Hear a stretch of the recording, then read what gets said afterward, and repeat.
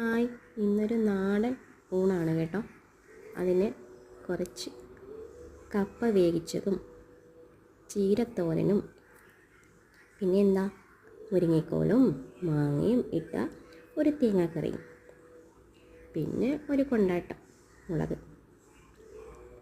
അതിനായിട്ട് ഞാൻ കുറച്ചു ചീര എടുത്ത് അരിഞ്ഞ് വെച്ചിട്ടുണ്ട്.